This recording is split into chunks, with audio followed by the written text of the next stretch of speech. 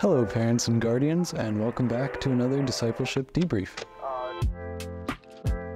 My name is Pastor Dawson, if you don't know me, and you haven't heard from me in a couple weeks because I was actually on a vacation. But the youth team continued in my stead, and they actually did a very, very good job. So I'm going to recap you on the last couple weeks of youth group so that you could keep your student informed and you can be informed about what they've been learning. So the first week, one of our youth leaders named Chris Strong, he's a very good teacher.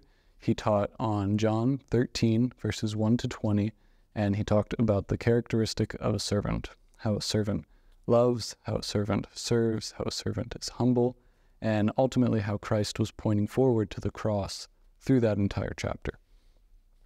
And so he talked about that, and he also talked then about how we are called to live in light of that. If you know the passage, Jesus washes the disciples' feet, and then he gives them that as an example of the leaders that they are to be.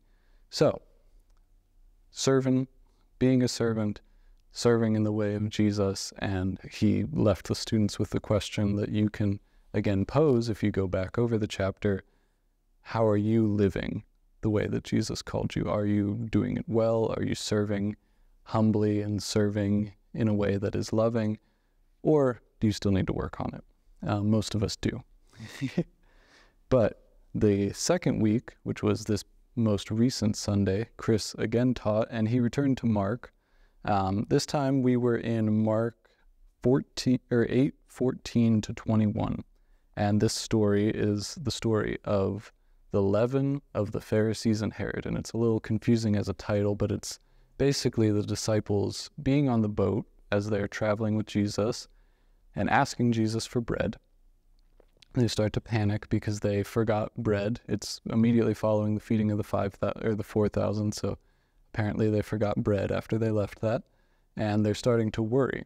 And Jesus then, in their worry, warns them about the leaven of the Pharisees and Herod, basically meaning the influence of the Pharisees and Herod.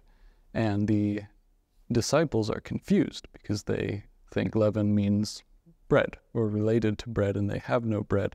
And Jesus again calls them hard-hearted and again asks them why they are so confused. And that's where he left it off.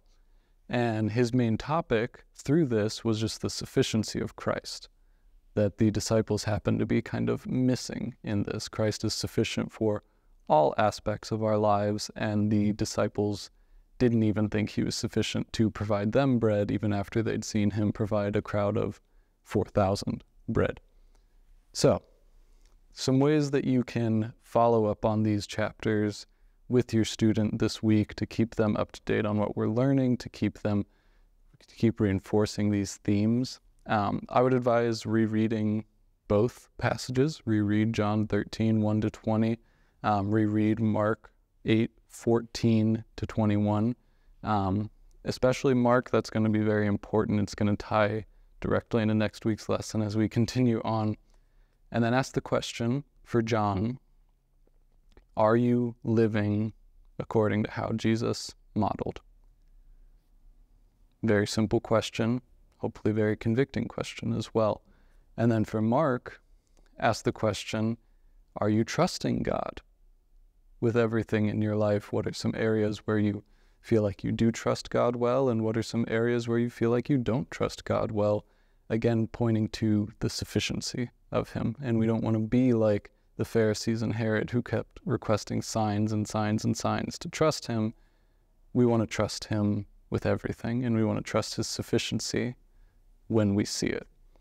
So that is all I have for you this week. I will see you all again next week. Please get in touch if you have further questions about these topics, or if your students have further questions as well. God bless.